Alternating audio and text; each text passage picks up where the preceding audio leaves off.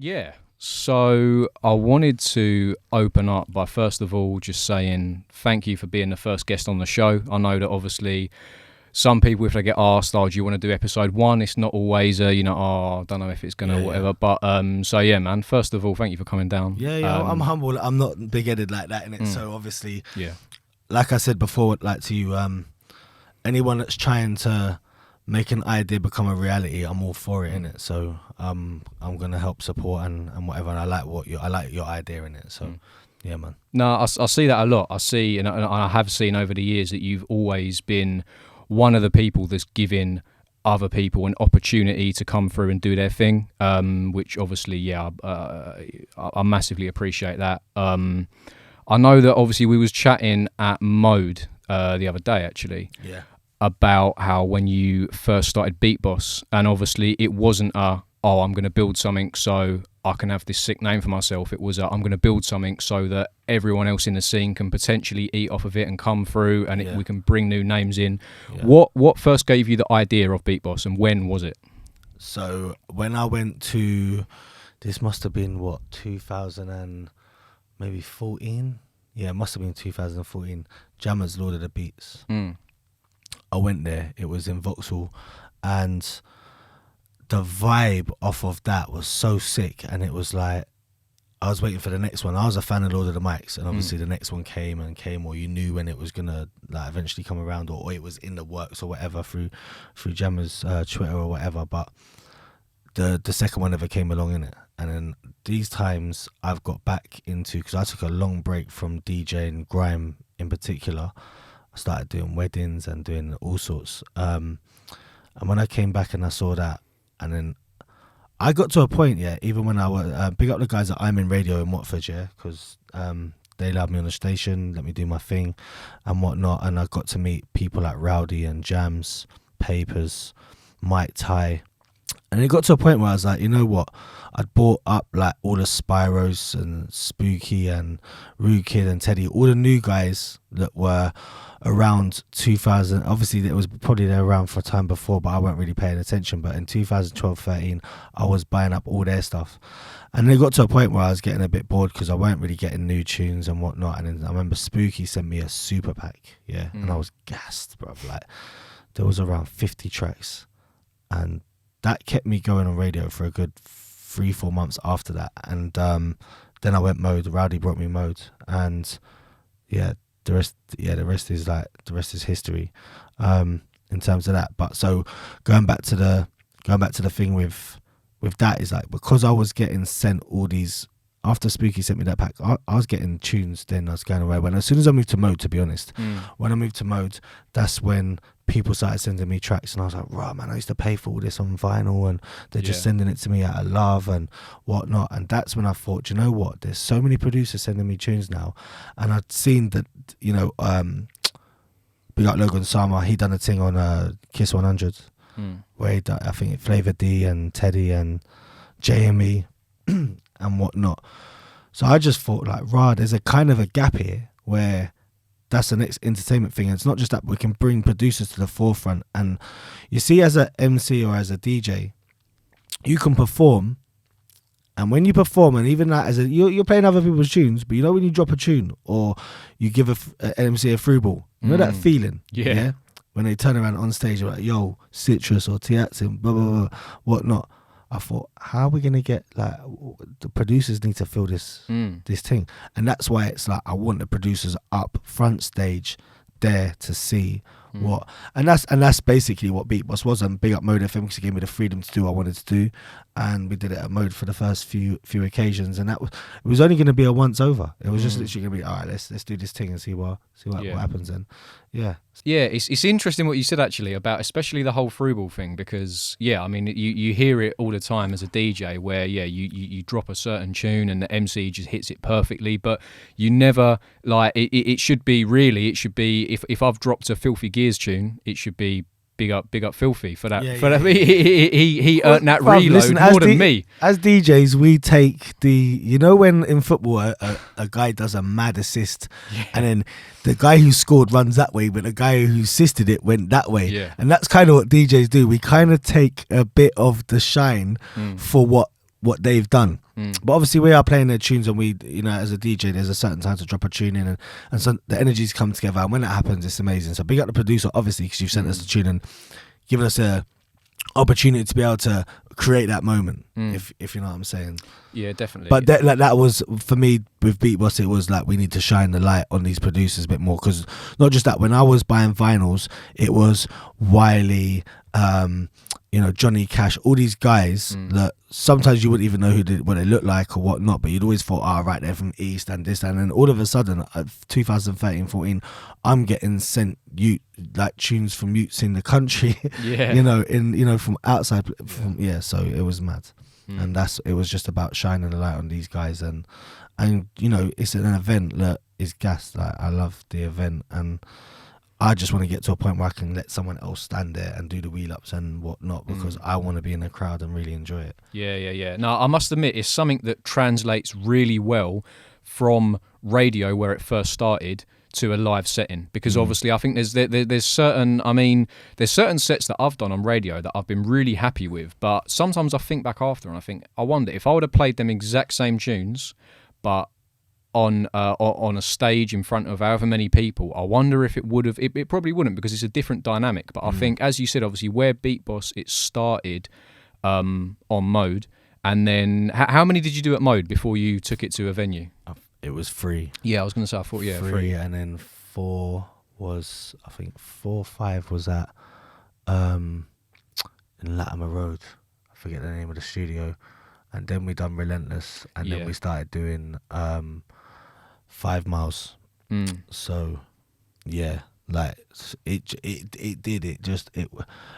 kind of knew from the first one at Mode what was going on. You knew that, like, this is actually something, and it's not just that, but like, I'm all for fun. I don't really care about like the making money and whatnot. Like, I've not made a penny from it's cost me a lot of money and other people, right? But just, you want to create something.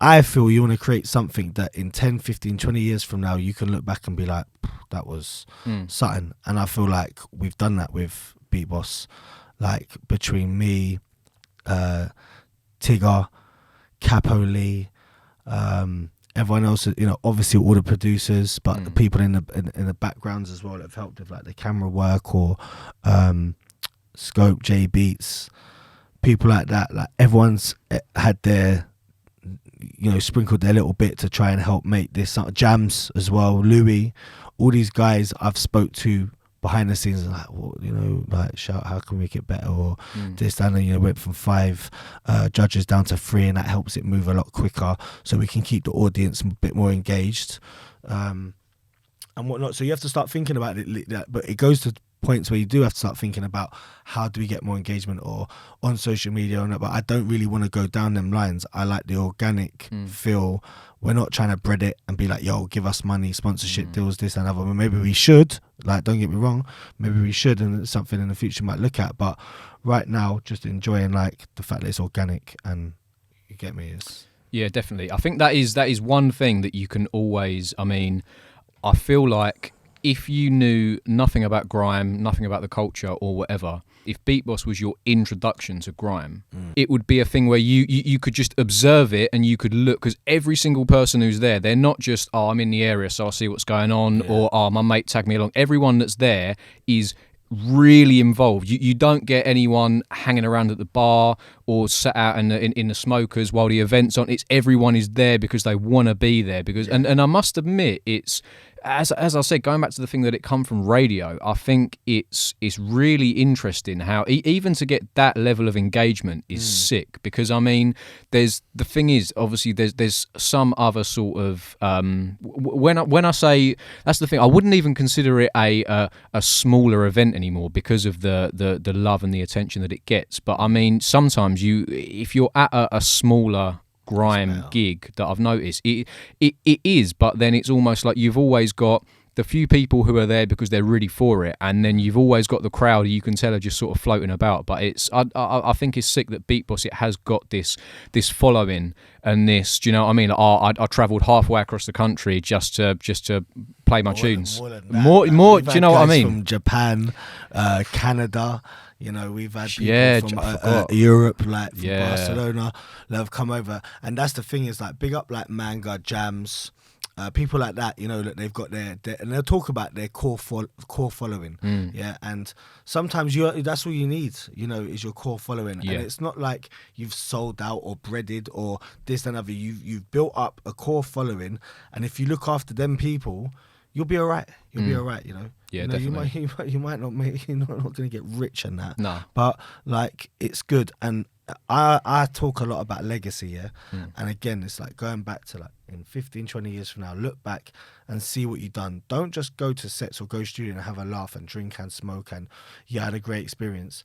Like, actually do some work and put something down there to say that, you know, look what I did and look what I released, and you know, we had such fun doing this. They're the stories that you want to hear, you know. 100%. Yeah, I've always said that it's like, for me, the DJing thing, it's not about, I'm not trying to make money, I'm just trying to make memories. And exactly what you said about the legacy thing. I mean, even how, like, if I ever had a set on Mode, or even going back to Don City, when I thought this is going to be a particularly lively one, whether it was a birthday set or whatever. Yeah. I always thought, you know what, get the cameras. And sometimes I'd put it up and it'd get like 30 views or whatever. But I thought, you know what, it's not, I'm not trying to do it because, oh, I'm gonna go viral, I'm gonna monetize it, I'm gonna get this and that. It's because I want, in 10 years' time, it's a sick thought that potentially there's going to be fans of grime looking back on potentially the Mode FM era, the sort of early beat bosses, and looking at it and going, oh, sick, that's what it was back then. The same way that me, because obviously I've only really been, I probably first got into grime around maybe sort of 2012, 2013. Obviously, because of my age, I wasn't, you know, back in 2002, I wasn't going to be 5 years old locking onto Deja or whatever. Course, yeah. But I think it's sick that for someone like me who enjoys looking back on, oh, this is where it come from, this is where the scene is now,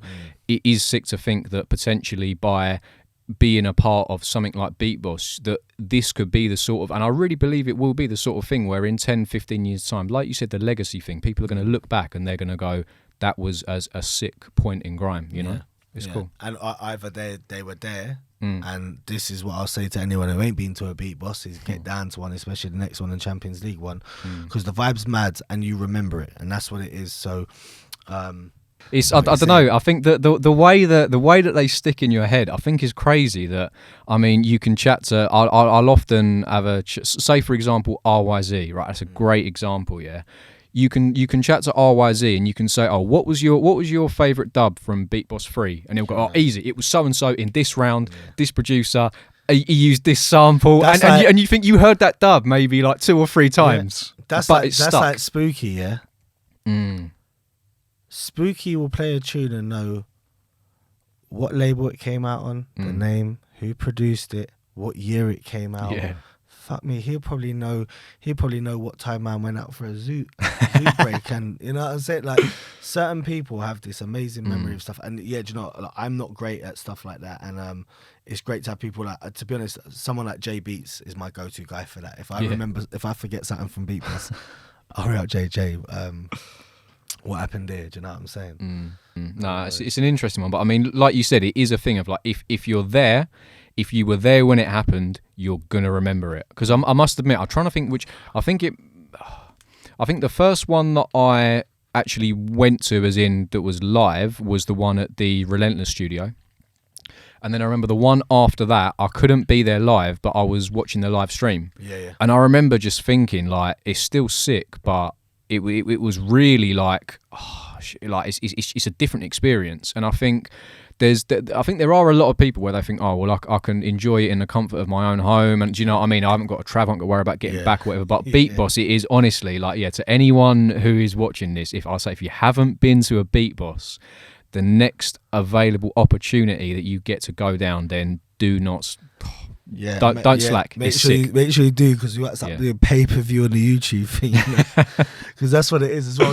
That's do you know what? I might be the same if I was like, you know, a consumer as such. I might want to be like, do you know what? If I don't live near London, get down there. It's gonna be 50 quid. Stay the night, 50 quid, food and drink. Next thing you know, it's a £200 day out. But I would say just go, just do it, just do it, because being there and feel it, especially if it's at 5 miles again, which we're hoping for. They haven't replied to my emails. I might have to. It's not right. We're around a corner from 5 miles, so I might have to go around, pay them a visit. Hopefully, management's there. But especially if we're doing it 5 miles, because their sound system's tumpy. You know what I'm saying? You know what I'm saying, Citrus. So yeah. Do you know what? Even going to Beat Boss just to experience it through that sound system, it's just I think if it was anywhere else then it would be sick, but there's something about it. Everyone who's been there says it's the wall of sound. That's what they call it. Yeah, the wall, like the whole wall is full of speakers, isn't it? So definitely. Yes. So what is the next step for Beat Boss then? Where's it going now? I've been thinking about this a lot recently because with COVID, it's obviously it's not, Beat Boss isn't really something I've had to think about. I haven't really been. We've done a little lockdown clash, didn't we? Yeah. Big up Absurd from Paris won that. But yeah, we like it's just been stagnant, if I'm honest, like a lot of things. So when I say I've been thinking about, I'm thinking a lot about like how could we branch out and do this and do that. But obviously, like the main focus is Beat Boss 10, which is the Champions League edition. So we've got 8 champions now, and we just need to sort out the venue and the date. Give the producers the heads up and say, look, this is what it is. It's at this time, so they can start building. And yeah, like I'm not even worried about promotion and stuff, because I know, again, going back to the core thing, those that know will know, and they'll be there and they'll make it great. We'll more than likely stream it again, but I don't know, because it's kind of, I want you to be there, like we're going back.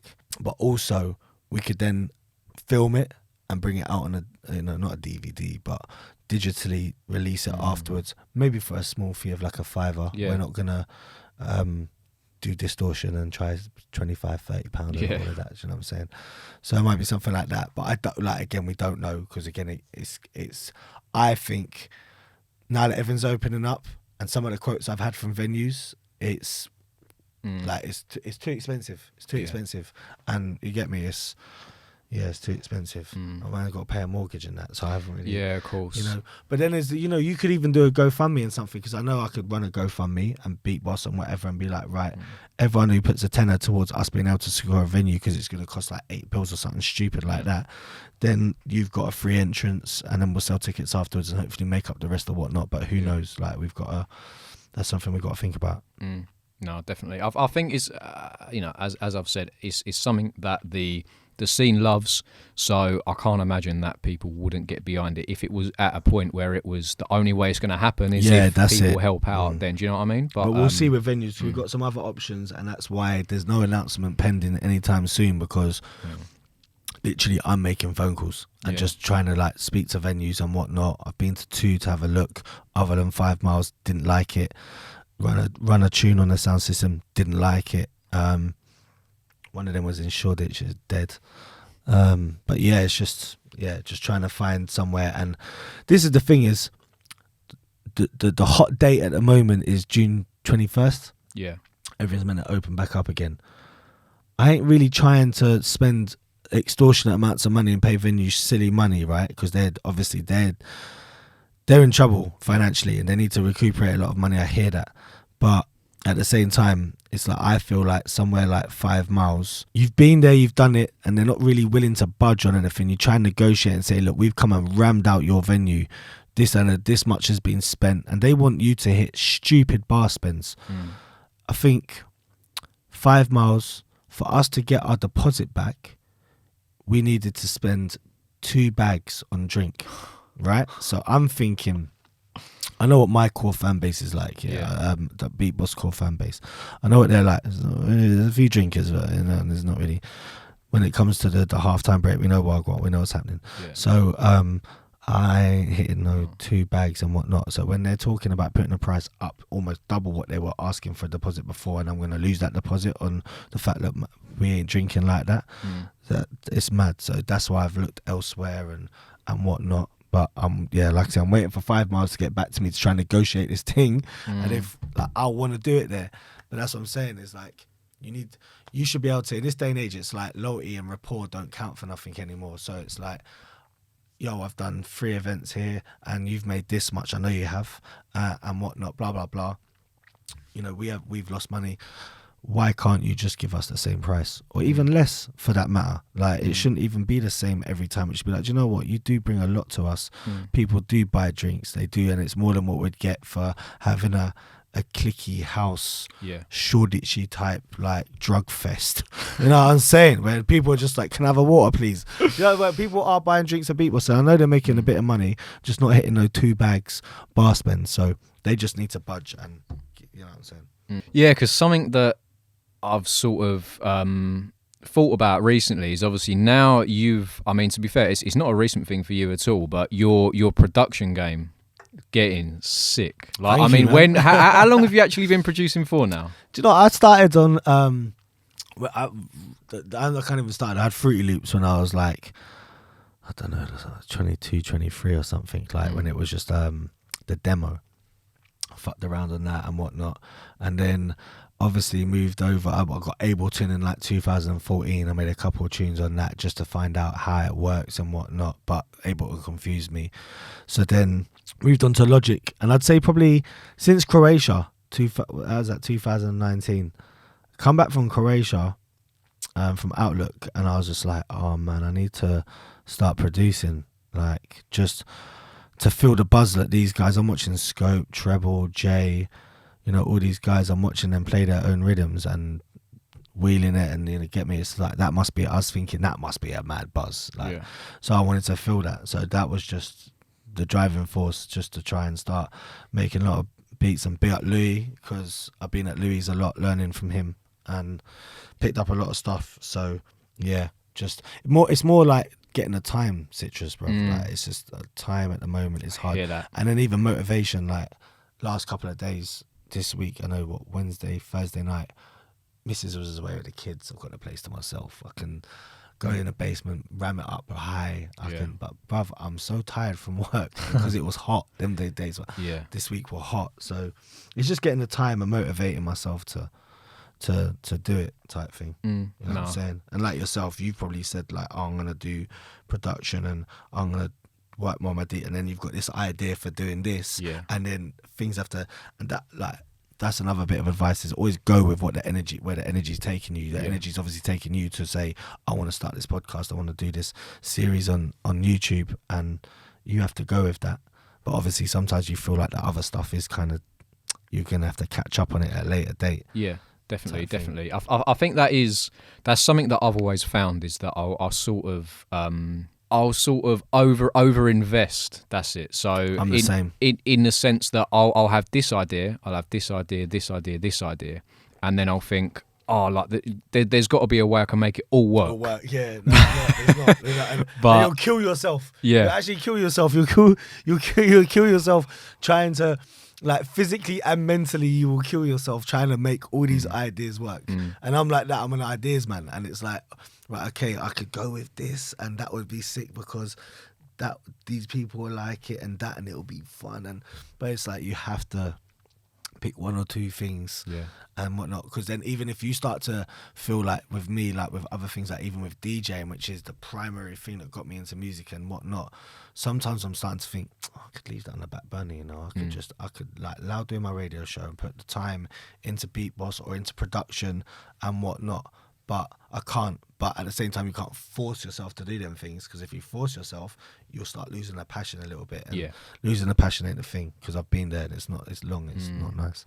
Yeah, definitely. I think what you said earlier, that's a proper gem, actually, about go wherever the energy's taking you, because 100%. I remember when I've started and stopped sort of learning to produce so many times now, in the sense that I'll get a burst of energy and I'll be like, right, sick, I'm going to make 1 million tunes this weekend, and then I'll sit down and then I might get a couple of things done, I might be really happy with it, and then I'll think, right, next weekend I'm going to do exactly the same, and I might sit down and I've got nothing, and I'm either not in the right headspace for it, or I'm thinking, oh, I'd rather be mixing, or I'd rather be down at mode, or I'd rather not be doing anything music related at all, and then you do nothing. Yeah, that's the problem. Exactly. And then, and sometimes I've sit there, I've been sat there, and I've got Ableton open, and I've got a basic drum beat on loop, and I'm just thinking, no, nothing's coming. So see that 30 minutes where you're trying to build something, right? And Louis taught me this. if you don't feel nothing for that, yeah, if there's an element saying to you, nah, fuck this, delete it and start again. Yeah. And that's what I've learned to do, is like when I get to that point, because it's when you get to that point, it's so easy. I've done it where I've gone 2 hours, 3 hours sometimes into this tune that I'm trying to make sound sick, but it's not, it's shit. Yeah. But there's something in me telling me just keep working on it, yeah. But and that's a whole evening then wasted, because I've then lost it. I might have had a couple of drinks and whatnot, and I'm just like, I'm tired, I'm going to bed. Or so like when I made the tune Cosmic Hugs. Yes. I started that at 9. I remember on a Friday night. I remember come home from work, chilled with the missus, had some food, and I was like, I'm going to the basement. I'm just making a tune. I almost forced myself. And from 9 to about 12, it was dead. And something happened between 12 and 1 a.m. Look, just started, and I finished that tune at 5 a.m. Right, several zoot breaks, but I finished that tune at 5 a.m. and then I played it for 45 minutes on loop and danced in my basement, bruv. I swear to God, yeah. And that's when I knew, like, if you persevere, then sometimes it can come. But then it's hard, because even with Louis, I'll be in his loft and he's making something. He's like, nah, I'm deleting it. Oh wait. Don't delete that. I was like, listen, just send me that loop, because I will do something and whatnot. But I respect it. So I might like something he's about to delete, but he don't like it. Yeah. And if you don't like it, you have to get rid and start again, and just not waste the time. Do you know what I'm saying? Where do you stand with unfinished projects, in a sense? Like do you ever get halfway through, hit save, and think, I'll come back to it at a later date? All the time. But all the time, if I didn't bring my laptop today, otherwise I would bring it out and I'll show you. Yeah, I must have around 47, just like either half finished or just loops that I've made, or even just fucked with a sample for 45 minutes, an hour, reversing certain bits, taking bits out and whatnot, and then just saving it. But I've got loads. This is my problem in life. Yes, I love doing. It's like the summer house at home and a kitchen. I've done my kitchen, I've done my summer house. I like doing all the big bulky heavy work and da-da-da. When it gets to the finishing touches, I don't like it. Cosmic Hugs, I went to Boylan and took that to Boylan, and I said, please just fix this.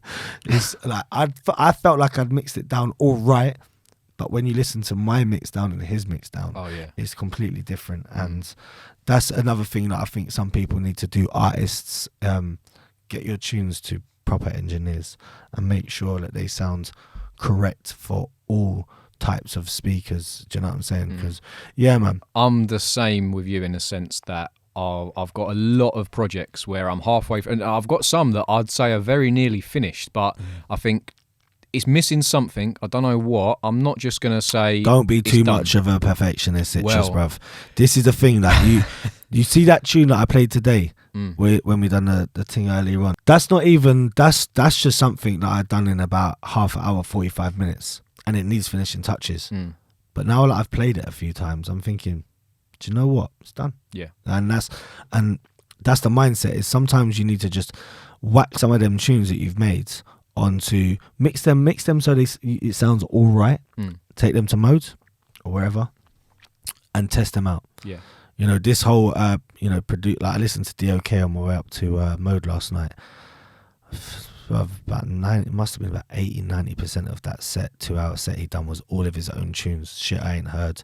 And that's just him going and testing stuff out. And it might be that because he ain't released it yet, he might go back home and be like, I know what I need to do to that tune now to make it a bit better. So yeah, don't doubt yourself too, because I'm a perfectionist like that. Yes. And even I go from one side of the spectrum to the other. I'm a perfectionist like that, but then also I take tunes to Modes that are nowhere near finished and think, oh fuck it, I'll just give it a go and see what it sounds like. Yeah. Or just because I want to just play my tunes and I like the vibe of my tunes. So it's interesting because there's certain tunes that are so minimal and there's not a lot of elements, there's not a lot of tracks, and some of my favourite tunes are like that. But then I think, do you know what? If I made this, if I got to this point, I'd think that's not done yet. And I think, well, hang on a minute. If it's weird. If it's someone else's tune, I can listen to it and I can appreciate. Like it's minimal, but that's all there needs to be. But no, 100% with my own stuff, I'm always. But maybe you're looking too much into it. And what I would do a lot of the time is I'd make a tune and then I'd listen to a Trends or a DOK or a Boyland tune or someone that jams and I'd be like, fuck me, I'm way off. but I've just skanked in my basement for half an hour to my tune. Yeah. So I like it. And that's all that matters in the end. When you go on radio and you've got your own tunes and you're playing what basically is an expression of what you are feeling at a certain time or whatever, like that's good stuff. But like going back as well, like to like overdoing it or this, that and the other, like big up Jams, because he taught me about space, and space in grime is a lot. And if you can work that space well, then cool. Because I do it where I'll start a drum pattern and I'm trying to fill too much space in. Yeah. And sometimes it's like loud them hi-hats, that's too much snare or whatnot. And yeah, so big up the producers that deal with space properly, because you are sick. Yeah, definitely, man. Right, well, listen, T, I could talk for hours with you about all of this. We really could. And do you know what? That's part of the reason why I wanted you as the first guest, was because I thought about it and I thought, do you know what? Sometimes even if it's just a little like back in the day in the back room at Mode, or you know in the office of the new Mode, wherever, like we'll get talking and then the ideas just flow. But yeah, man, no, I want to say thank you for coming down. No respect. Once again, thank you for being the first guest. And yeah, is there anything you want to say before? Yeah, like I said, bruv, like before, just appreciate the fact that you're doing this. You know what I'm saying? Like, you're gonna be able to talk to a lot of people and put them on a map and let them tell their story and whatnot. So, respect. You know what I mean? I wish you a lot of luck in the future. Luck, you know, whatever. Do you know what I mean? I wish you luck. All of that. Yeah. So yeah, man. But thanks for having me down. Yeah, thank you for coming, man. I've enjoyed it still. But listen, obviously we have to go, because what you lot don't know is Citrus got a flat tyre outside. Oh, you reminded me. I was in a good headspace now. He's just reminded me, listen, man, what I'm going out to. Trust me, I've come to Central today in the burning heat, in jeans and not shorts, right? It's been a mad thing. Citrus has got a flipping flat tyre. We're going to go round to Mode FM quickly, fix up his tyre, and then we're going to carry on the thing. But yeah, that's just a little picture of what I'm going today. You get me? But watch out for the Citrus show. Plenty coming. Interviews, sets, everything. I'm gone, bruv. Big up, man.